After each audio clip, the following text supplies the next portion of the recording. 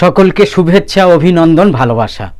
আজকের বিষয়ের শিরোনাম, যেখানে ধান্দা নেই সেখানে বিজেপিও নেই। মানে কদিন আগে দৈনিক বর্তমান পত্রিকায় প্রকাশিত তন্ময় মল্লিকের লেখা বিশেষ নিবন্ধকে উপজীব্য করে আজকে আমাদের এই প্রতিবেদনের আলোচ্য বিষয়। তন্ময় মল্লিক বর্তমান পত্রিকায় লিখেছেন, অপরাধীর সংখ্যা এক না একাধিক তা নিয়ে বিতর্ক থাকলেও অভয়ার জাস্টিস পাওয়া নিয়ে দ্বিমত আগেও ছিল না, এখনও নেই। জুনিয়র ডাক্তারদের আন্দোলন, আপাতত কমিটি গঠন এবং স্বাস্থ্য ব্যবস্থার নিয়ন্ত্রক হওয়ার লড়াইয়ে, স্বাস্থ্য ব্যবস্থার নিয়ন্ত্রক কে হবে সেই লড়াইয়ে সীমাবদ্ধ হয়ে পড়েছে। কিন্তু অভয়ার বাবা মায়ের একটাই লক্ষ্য, যেটা থাকা স্বাভাবিক, মেয়ের খুনি এবং ধর্ষকের চরম শাস্তি নিশ্চিত করা। তাই সিবিআইয়ের দণ্ডমুণ্ডের কর্তা অমিত শাহ কলকাতায় আসছেন শুনেই তারা কেন্দ্রীয় স্বরাষ্ট্রমন্ত্রীর সঙ্গে দেখা করতে চেয়েছিলেন, কিন্তু অমিত শাহ তাঁদের আর্জি নাকচ করে দিয়েছেন। অথচ এই অমিতজি পুরসভা নির্বাচনের আগে কর্মসূচি স্থগিত করে ছুটেছিলেন সেই সময়ে আত্মঘাতী বিজেপি কর্মীর কাশীপুরের বাড়িতে। অভয়ার বাবা মায়ের ডাকে সাড়া না দেওয়ার কারণ, আরজিকর কাণ্ড থেকে গেরুয়া শিবিরের ফায়দা নেই, আর যেখানে ফায়দা নেই, যেখানে ধান্দা নেই, সেখানে বিজেপিও নেই। অমিত শাহ সরকারি অনুষ্ঠানে যোগ দিতে বাংলায় এলেও আসল উদ্দেশ্য ছিল বিজেপির সদস্য সংগ্রহ অভিযানের সূচনা করা। তিনি সাধারণত নির্বাচনের মুখেই বাংলায় আসেন, আর এলেই টার্গেট বেঁধে দিয়ে চলে যান। এটা একটা যেন বিগত কয়েক বছর ধরে এটা দেখা যাচ্ছে। যেমন 21-এর বিধানসভা ভোটের আগে টার্গেট বেঁধে দিয়েছিলেন 200 আসনের টার্গেট। বঙ্গ বিজেপি অর্ধেকের ধারে কাছেও যেতে পারেনি। 24-এর লোকসভার আগেও দিয়েছিলেন 35 আসনের টার্গেট, জুটেছে 3 ভাগের 1 ভাগ। আর এবার এসেও সেই টার্গেটই বেঁধে দিয়েছেন দলের সদস্য সংগ্রহের টার্গেট। বঙ্গ বিজেপিকে 1 কোটি সদস্য সংগ্রহের টার্গেট দিয়েছেন।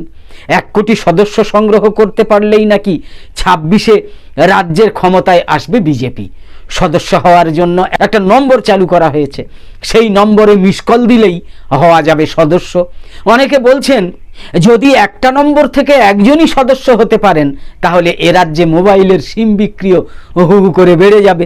কিছু নেতা পদ বাঁচানোর জন্য পাইকারি হারে সিম কিনে মিস কল দেবেন, তাতেও লোকসভা ভোটে আসন প্রাপ্তির মতোই হাল হবে সদস্য সংগ্রহের। লক্ষ্যমাত্রার ধারে কাছে পৌঁছতে পারবে না। প্রতিবার অমিত শাহ ঘুরে যাওয়ার পর তাঁর দেওয়া টার্গেটই চর্চার বিষয় হয়ে দাঁড়ায়।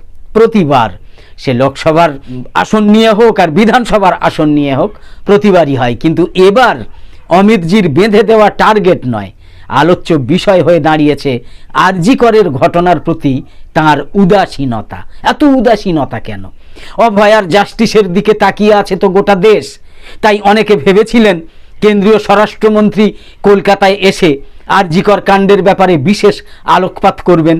দোষীদের চরম শাস্তির আশ্বাস তাঁর মুখ থেকে সবাই শুনতে চেয়েছিলেন। বিশেষ করে অভয়ার অভাগা বাবা মা তো বটেই, তাঁরা তো দেখা করতেই চেয়েছিলেন।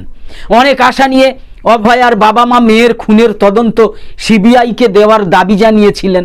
তারা মনে করেছিলেন কলকাতা পুলিশ অপরাধীদের আড়াল করবে, কিন্তু সিবিআই নিরপেক্ষ তদন্ত করবে। তাই তারা আদালতের দ্বারস্থ হয়েছিলেন। তাদের একমাত্র লক্ষ্য অভয়ার জাস্টিস। সেই দাবি জানানোর জন্যই তারা কেন্দ্রীয় স্বরাষ্ট্রমন্ত্রীর সঙ্গে দেখা করতে চেয়েছিলেন। সন্তানহারা বাবা, সন্তানহারা মায়ের ক্ষতিপূরণ করার ক্ষমতা তো কারো নেই। অভয়াকে তারা ফিরে পাবেন না। তবুও কেন্দ্রীয় মন্ত্রীকে যন্ত্রণার কথা বলে কিছুটা হালকা হতে চেয়েছিলেন, কিন্তু সেই সুযোগটুকুও তারা পেলেন না।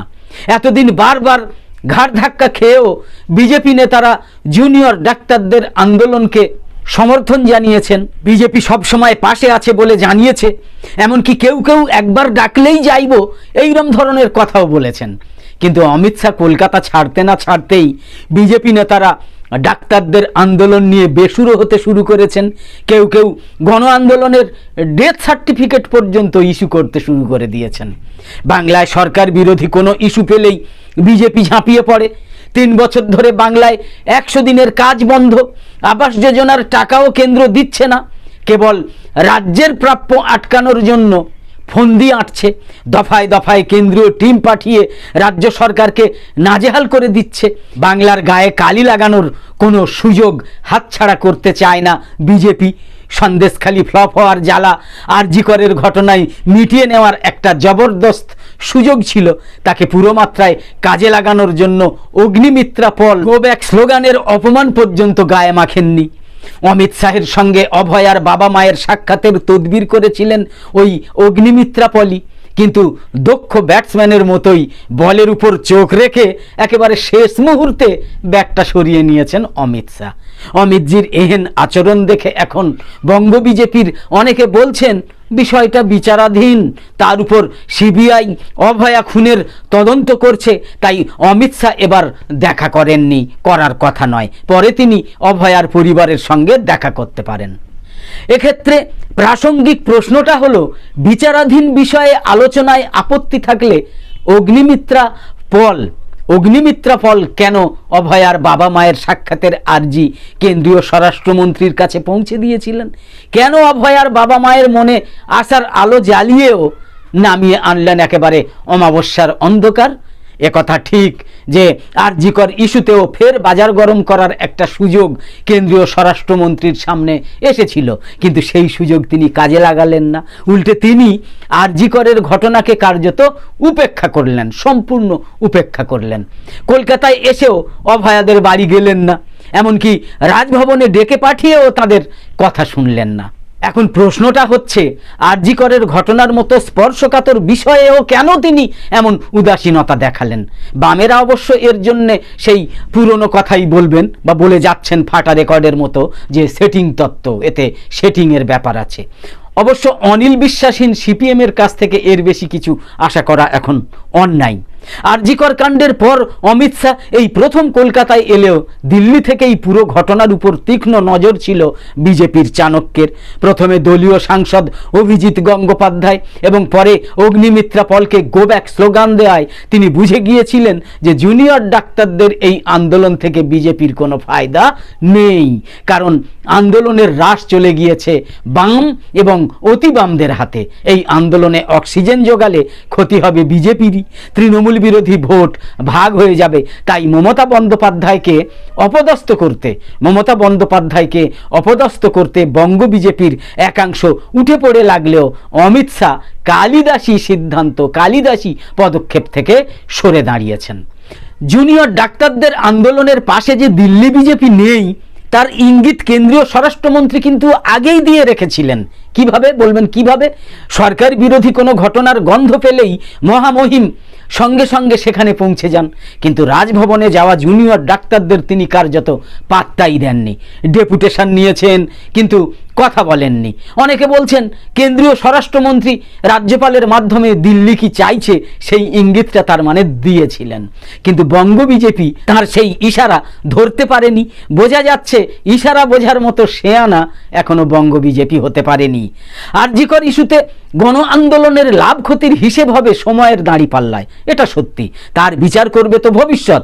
তবে আপাত দৃষ্টিতে এই আন্দোলনের জেরে স্বাস্থ্য ব্যবস্থার অন্দরের কিছু দুর্নীতি এবং অনিয়মের অভিযোগ সামনে এসেছে, এটা সত্যি। এই সব অভিযোগের সত্যাসত্য বিচার করে প্রয়োজনীয় পদক্ষেপ করলে শুধু রাজ্যের স্বাস্থ্য ব্যবস্থার হাল ফিরবে না, পোক্ত হবে সরকারের ভিত, এটাও কিন্তু বলার কথা। তবে ক্ষতিও হয়েছে বিস্তর।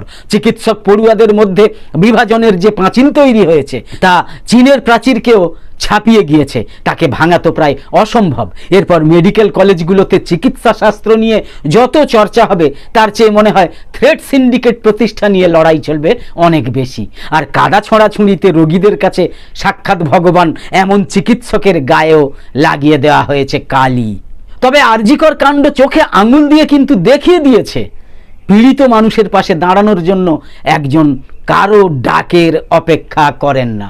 উল্টো দিকে আরেকজন রাজনৈতিক ফায়দা না থাকলে সন্তান হারানোর যন্ত্রণায় কাতর বাবা মায়ের আর্জিতেও মুখ ফিরিয়ে নিতে কুণ্ঠিত হন না।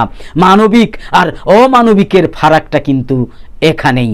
তো আপাতত এই পর্যন্ত। সকলে সুস্থ থাকুন, ভালো থাকুন, শেষ করছি।